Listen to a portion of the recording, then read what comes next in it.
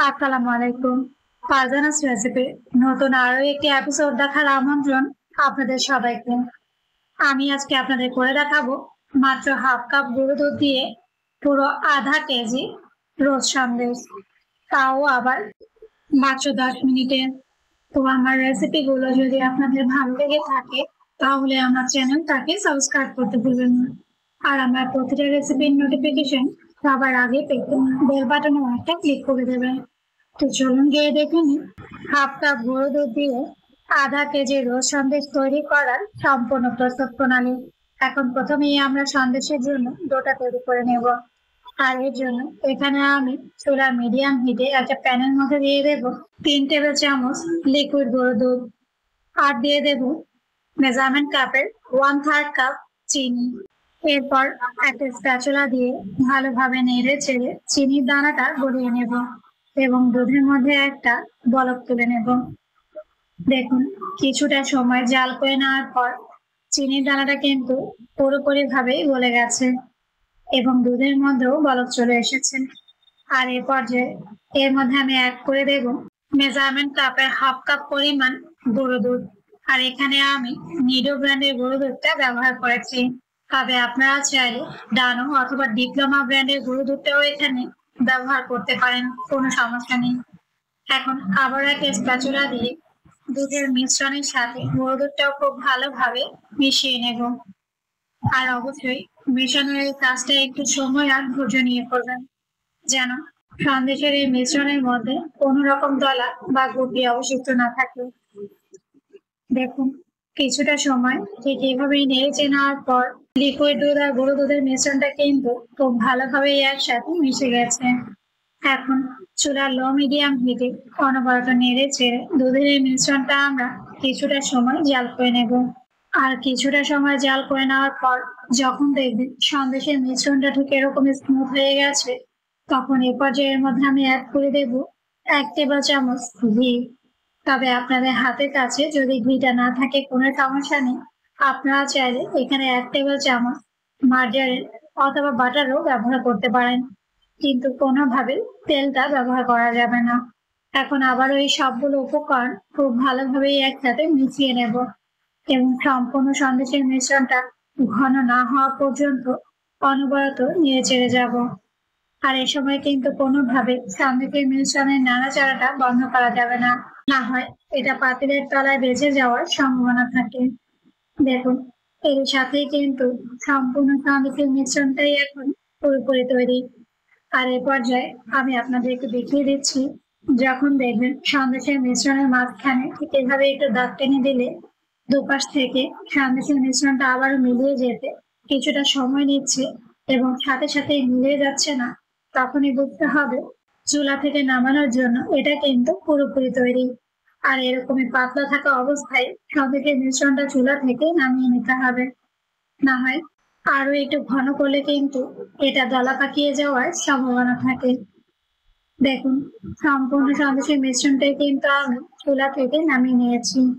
এখন আবার একটা স্প্যাচুলা দিয়ে মিশ্রণটা আমি ঠিক এভাবেই নেড়ে চেড়ে ঠান্ডা করে নেব।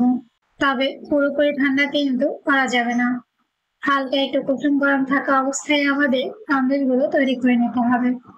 দেখুন, কিছুটা সময় নেড়ে চেড়ে নেওয়ার পর যখন দেখবেন সন্দেশের মিশ্রণটা ঠিক এরকমই দলা পাকিয়ে গেছে এবং পাতিল থেকে পুরোপুরি ভাবেই আলাদা হয়ে গেছে, স্প্যাচুলাতে বেজে যাচ্ছে না, তাহলে বুঝতে হবে সন্দেশ তৈরি করার জন্য এই টেক্সচারটা কিন্তু একেবারে পারফেক্ট আছে। এখন সন্দেশের এই মিশ্রণটা আমি একটা সাইডে রেখে এরকম একটা বাটি নিয়ে নেব। এখন এই বাটির মধ্যে নর্মাল যে পলিথিন ব্যাগ আমরা বাজার থেকে কিনে আনার পর জমিয়ে রাখি, সেরকমই একটুকু পলিথিন ব্যাগ নিয়ে ঠিক এভাবে বাটির মাঝখানে বসিয়ে দেব। এরপর আগে থেকে তৈরি করে রাখা সম্পূর্ণ সন্দেশের মিশ্রণটাই আমি পলিথিনের মধ্যে ঢেলে দেবো। এতে সন্দেশের মিশ্রণের উপরের পাশটা শক্ত হয়ে যাওয়ার বা পরত বেঁধে যাওয়ার সম্ভাবনা থাকে না। এখন পলিথিন ব্যাগটা আমি ঠিক এভাবে একটু মুড়িয়ে নিয়ে সন্দেশের মিশ্রণটা একবার সাইডে রেখে দেব। এই সাথে সন্দেশগুলোর মধ্যে গোলাপের একটা শেপ দেওয়ার জন্য এখানে আমি রোজ শেপের একটা সিলিকনের মোল্ড নিয়ে নিয়েছি। আর এই সিলিকনের মোল্ডগুলো আপনারা যে কোনো বড় বেকিং আইটেমের দোকানগুলোতে খুব সহজেই কম দামে পেয়ে যাবেন। এখন আগে থেকে তৈরি করে রাখা সন্দেশের মিশ্রণ থেকে সামান্য পরিমাণে একটু সন্দেশের মিশ্রণ নিয়ে ঠিক এভাবে মোল্ডের ওপর বসিয়ে দেব। এরপর এরকম একটা স্মুথার দিয়ে জাস্ট হালকা হাতে প্রেস করে সম্পূর্ণ সন্দেশের মিশ্রণটি মোল্ডে শেপ করে ছড়িয়ে নেব। এরপর হালকা হাতে উল্টা পাশ থেকে প্রেস করলেই দেখবেন রোজ সন্দেশটা খুব সহজেই আপনার হাতের তালুতে চলে আসবে। আর এর সাথে কিন্তু একটা রোজ সন্দেশ তৈরি করা হয়ে গেছে। এখন এই সন্দেশটা যেহেতু হালকা গরম আর নরম অবস্থায় আছে, তাই এটা সেট হওয়ার জন্য এখানে আমি একটা প্লেটের মধ্যে একটা বাটার পেপার ছড়িয়ে নিয়েছি। তবে আপনারা চাইলে এখানে বাটার পেপারের পরিবর্তে যে কোনো ধরনের পলিথিনের ব্যাগও ব্যবহার করতে পারেন। এখন সন্দেশটা আমি বাটার পেপারের উপরে ঠিক এইভাবে বসিয়ে দেব। এরপরে সন্দেশটা একটা সাইডে রেখে দেব। সেই সাথে আবারও সামান্য পরিমাণে একটু সন্দেশের মিশ্রণ নিয়ে মোল্ডে দিয়ে আরো একটা সন্দেশ তৈরি করে নেব এবং সেম ভাবে বাকি সবগুলো রোজ সন্দেশই তৈরি করে নেব। দেখুন সবগুলো সন্দেশই কিন্তু আমার তৈরি করা হয়ে গেছে। আর তৈরি করার পর এগুলো দেখতে কতটা অসাধারণ লাগছে সেটা নিশ্চয়ই আপনার ভিডিওটা দেখেই বুঝতে পারছেন। এখন এই সন্দেশগুলো একটা সাইডে রেখে দেব 1 ঘন্টার জন্য, যেন এগুলো খুব ভালোভাবে সেট হয়ে যায়। আর অবশ্যই মনে রাখতে হবে এই সন্দেশগুলো কিন্তু নর্মাল রুম টেম্পারেচারে রেখে সেট করে নিতে হবে। কোনোভাবেই কিন্তু এগুলোকে নর্মাল ফ্রিজে রাখা যাবে না।